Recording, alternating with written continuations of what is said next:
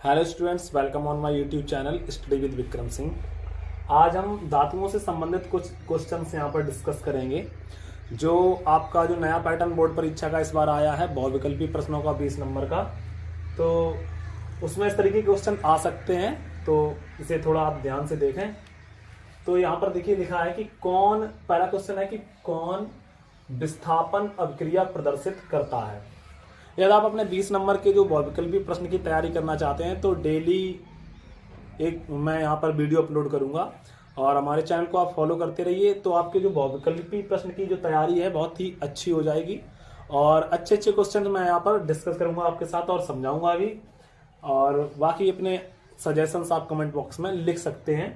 तो आज ये इस तरीके का पहला वीडियो है। अगर वीडियो अच्छा लगे तो इसे लाइक करें और सब्सक्राइब करें और वीडियो को शेयर कर दिया करें जो भी बोर्ड परीक्षा की तैयारी कर रहा हो। तो हम यहाँ पर देखते हैं पहला क्वेश्चन कि कौन विस्थापन अभिक्रिया प्रदर्शित करता है।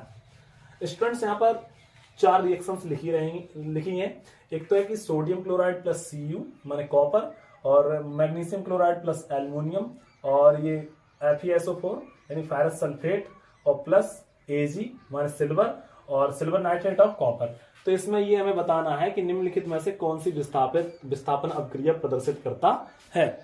तो हम यहाँ पर देखेंगे, जैसा कि विस्थापन अभिक्रिया में आपने पढ़ा होगा कि किसी भी तत्व के द्वारा किसी यौगिक में से एक दूसरे तत्व को क्या है, रिप्लेस कर दिया जाता है और उसकी जगह खुद ले लेता है जाकर, और उसे क्या कर देता है, विस्थापित कर देता है।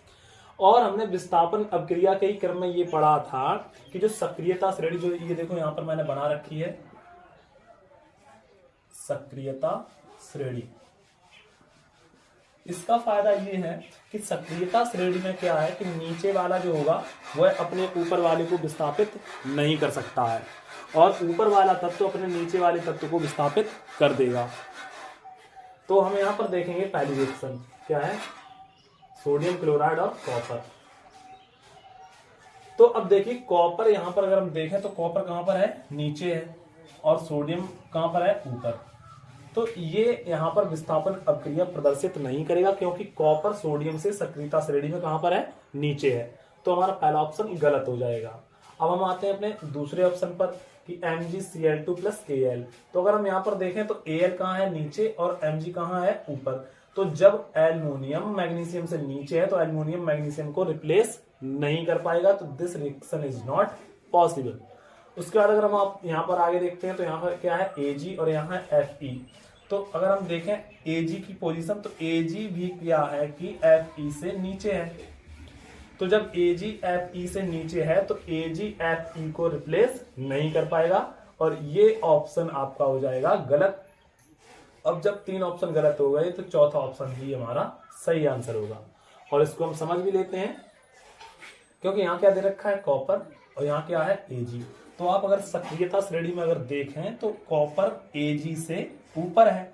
तो जब कॉपर Ag से ऊपर है तो इसका मतलब कॉपर अधिक सक्रिय है किससे, Ag से, और अधिक सक्रिय तत्व क्या होगा, धातु, वह कम यानी कि अधिक क्रियाशील धातु कम क्रियाशील धातु को क्या कर देगी, विस्थापित कर देगी। और यही आपका हो जाएगा आंसर। तो यहां पर ये हो जाएगा CuNO3 का होल ट्वाइस प्लस Ag, और ये आपकी हो जाएगी रिएक्शन कंप्लीट। तो इस तरीके से हमने देखा यहां पर विस्थापन अभिक्रिया को। तो विस्थापन अभिक्रिया में क्या होता है कि कम क्रियाशील धातु यानी कि अधिक क्रियाशील धातु कम क्रियाशील धातु को क्या कर देती है, रिप्लेस कर देती है, यानी विस्थापित कर देती है। जो धातु अधिक क्रियाशील होगी वह अपने से कम क्रियाशील धातु को क्या है कि विस्थापित कर देगी। तो यहां पर हमने देखा क्या कि Cu Na से नीचे है, Al Mg से नीचे है, और Ag जो है Fe से नीचे है, इसलिए ये जो रिएक्शंस हैं यहाँ पर विस्थापन अभिक्रिया नहीं शो करेंगी। ठीक है, तो हमारा जो आंसर बनेगा वो कौन सा बनेगा, AgNO3 प्लस Cu।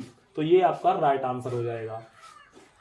उसके बाद नेक्स्ट क्वेश्चन है कि मुक्त अवस्था में पाई जाने वाली धातुएं। तो देखिए कि मुक्त अवस्था में पाई जाने वाली धातुओं का मतलब ये है कि वे धातुएं जो कि बिना यौगिक के पाई जाती हैं, यानी जो यौगिक का निर्माण नहीं करती हैं। तो धातुएं यौगिक का निर्माण कब नहीं करेंगी, जब वे बहुत ही कम अभिक्रियाशील होंगी। तो यहां पर हम देख रहे हैं सबसे कम अपक्रियाशील क्या है, गोल्ड। क्या है, गोल्ड। गोल्ड यानी Au, तो गोल्ड माने सोना।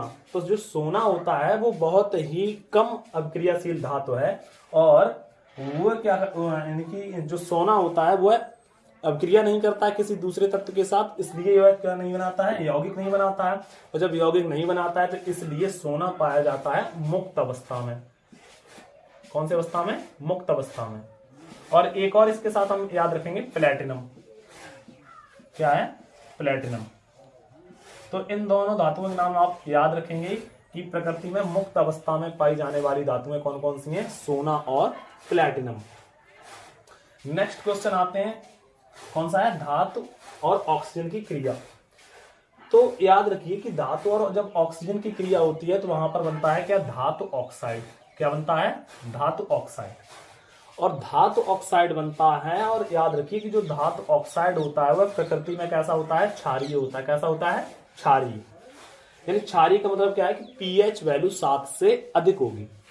और क्षारीय होने के कारण क्या करता है ये कि लाल लिटमस को, यहां पर मैंने आर बना रखी, मतलब इसका रेड, रेड मतलब लाल, लाल लिटमस को क्या कर देगा, ये नीला कर देगा।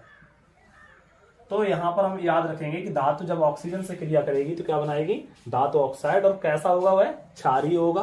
और क्षारीय कोई भी अगर पदार्थ है वह लाल लिटमस को कैसा कर देगा, नीला। यहां पर एक और खास बात याद रखने वाली है कि अगर नीला लिटमस हो तो क्या करेगा, तो इस पर कोई भी प्रभाव नहीं दिखाएगा क्षारीय विलयन। इसके हम अगर एक दो एग्जाम्पल अगर हम देख लें यहां पर, तो जैसे कि हम लिखें Mg, क्या लिखें, मैग्नीशियम, और इसकी रिएक्शन कराएं किससे, ऑक्सीजन से। ठीक है, तो जब हम मैग्नीशियम की रिएक्शन कराएंगे ऑक्सीजन के साथ, तो देखिए कि जो मैग्नीशियम होता है ये थोड़ा कम अभिक्रियाशील होता है, और ये ऑक्सीजन के साथ सामान्य ताप पर अभिक्रिया नहीं करता है। लेकिन अगर हम इसे ऑक्सीजन की उपस्थिति में गर्म करते हैं तब ये अभिक्रिया संपन्न हो जाती है, और तब यहां पर बन जाता है आपका क्या, MgO। और इसे हम बैलेंस करेंगे तो यहाँ का कर देंगे क्या, 2 का मल्टीप्लाई, तो हमें यहां भी करना होगा। तो हमने देखा यहां पर क्या बन गया, मैग्नीशियम ऑक्साइड। क्या बना, मैग्नीशियम ऑक्साइड, जो कि अभी मैंने आपको बता रखा है कि धातु और जब ऑक्सीजन की क्रिया हुई तो क्या बनेगा, मैग्नीशियम ऑक्साइड। अगर आपसे कोई ये पूछता है कि मैग्नीशियम ऑक्साइड की प्रकृति कैसी होगी, अम्लीय होगी, क्षारीय होगी या उदासीन होगी, तो आप एकदम से जवाब दे सकते हैं कि यह जो इसकी प्रकृति होगी कैसी होगी, क्षारीय। क्वेश्चन ऐसे भी बहुविकल्पी प्रश्न में आपसे पूछ सकता है कि MgO लाल लिटमस पेपर पर क्या प्रभाव डालता है, लाल को नीला करता है या नीला को लाल करता है, लाल को पीला कर देता है या कोई भी प्रभाव नहीं दिखाता है। तो आप याद रखेंगे कि धातु ऑक्साइड जितने भी होते हैं वे क्षारीय होते हैं, और क्षारीय पदार्थ लाल लिटमस को नीला कर देते हैं। तो एक ये हुआ। उसके बाद अगर हम और देखें क्वेश्चंस, इसके साथ याद रख सकते हैं जैसे कि सोडियम है, सोडियम, और ये जो ऊपर दे रखी है धातुएं पोटेशियम।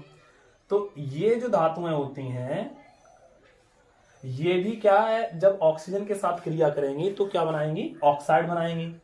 ऑक्साइड बनाएंगी तो आप एक बात और याद रख सकते हैं कि जो सोडियम होता है, तो जो सोडियम होता है, सोडियम भी क्या है, ऑक्साइड तो बनाता ही है ऑक्सीजन की उपस्थिति में। लेकिन सोडियम को हम क्या है, एक क्वेश्चन पूछा जाता है कि सोडियम को किस पदार्थ में डुबाकर रखते हैं, तो इसे रखते हैं कैरोसिन में। किसमें, कैरोसिन में। तो क्वेश्चन आपसे पूछा जा सकता है वह कौन सी धातु है जो कैरोसिन में डुबाकर रखी जाती है।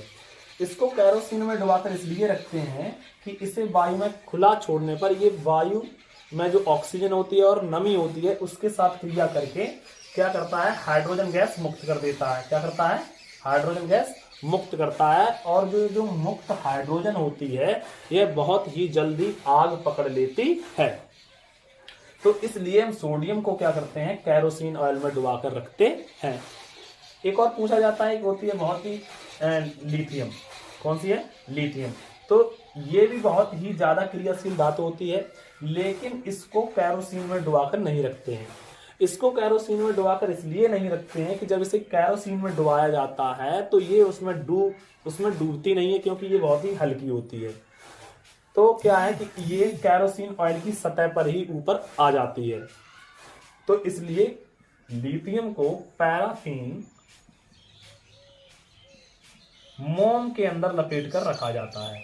ठीक है, तो सोडियम को रखा जाता है कैरोसिन में डुबाकर और लिथियम को पैराफिन मोम के अंदर लपेट कर रखा जाता है। तो ये जो सभी धातुएं हैं जब ऑक्सीजन से क्रिया करेंगी तो क्या बना देंगी, ऑक्साइड बना देंगी।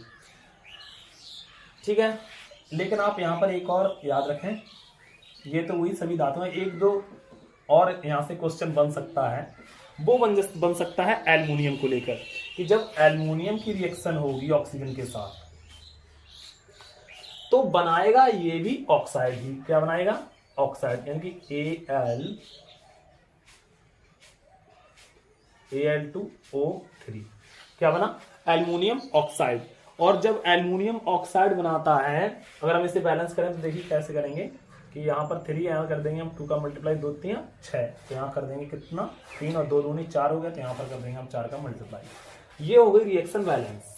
ठीक है, तो ये तो एक सामान्य बात हुई कि एल्युमिनियम ऑक्सीजन से क्रिया करेगी तो क्या बनाएगी, ऑक्साइड बनाएगी, एल्युमिनियम ऑक्साइड, जैसा कि मैं ऊपर बता ही चुका हूं। लेकिन यहां पर जो इंपॉर्टेंट बात ये है कि ये जो होता है इसकी प्रकृति होती है उभयधर्मी। कैसी होती है, उभयधर्मी, समझे। तो एल्युमिनियम ऑक्साइड जो होता है वह कैसा होता है, उभयधर्मी।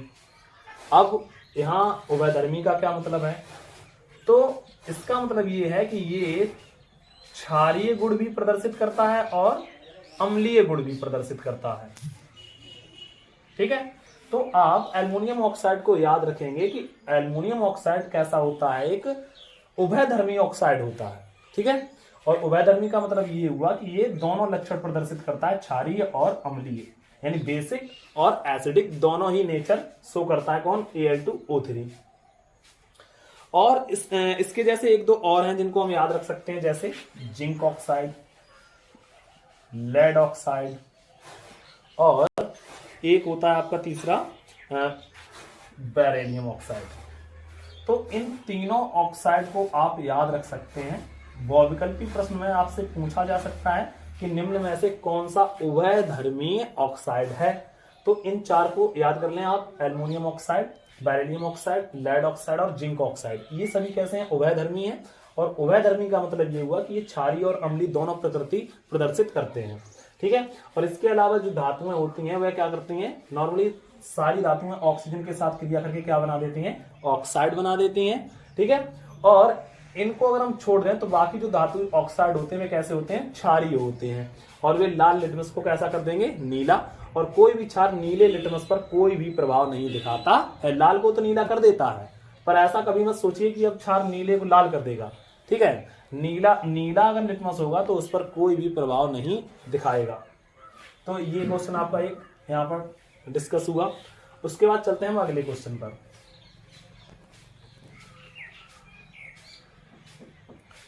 अगला है कि धातु की जल से क्रिया।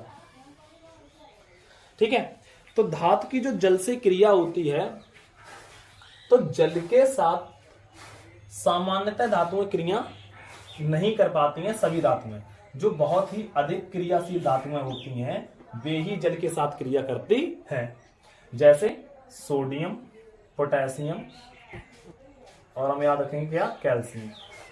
ठीक है, तो ये सभी धातुएं जल से क्रिया कर जाती हैं।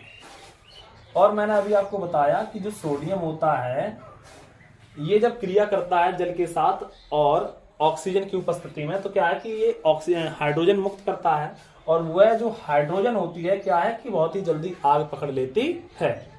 लेकिन अगर हम बात करें कैल्शियम की, तो कैल्शियम भी जल से, ठंडे जल से क्रिया करता है और बना देता है आपका क्या, कैल्शियम हाइड्रोक्साइड। ठीक है, और जब कैल्शियम हाइड्रोक्साइड बनाता है कैल्शियम, तो देखिए यहां पर भी क्या होता है, हाइड्रोजन गैस मुक्त होती है। तो एक तो बात आप याद रखेंगे कि जो भी धातुएं जल से क्रिया करेंगे, यानी कि धातु प्लस जल, तो आपका यहां पर बन जाएगा हाइड्रोक्साइड बनेगा। क्या बनेगा, धातु हाइड्रोक्साइड।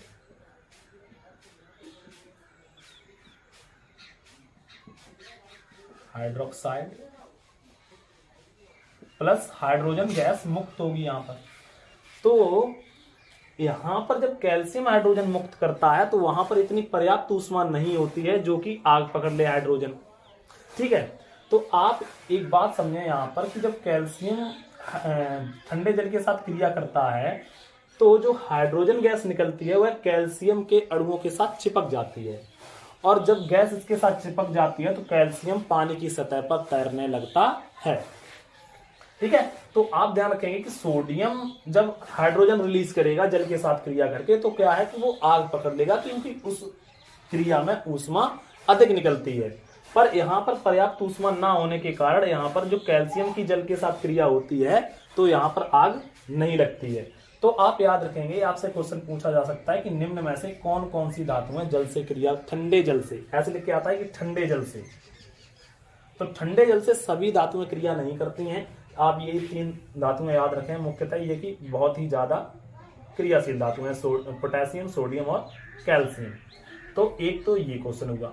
तो आपके कितने क्वेश्चन हो गए, एक तो ये विस्थापन अभिक्रिया संबंधित, तो आप इसमें याद रखेंगे, इस श्रेणी को याद कर लेंगे तो उसमें से जो अधिक क्रियाशील यानी ऊपर वाला जो धातु होगी वो नीचे वाले को विस्थापित कर देगी। पहली बार, मुक्त अवस्था में पाई जाने वाली सोना और प्लैटिनम धातुएं हैं और ये बहुत ही कम अभिक्रियाशील धातुएं हैं, इसलिए ये मुक्त अवस्था में पाई जाती हैं।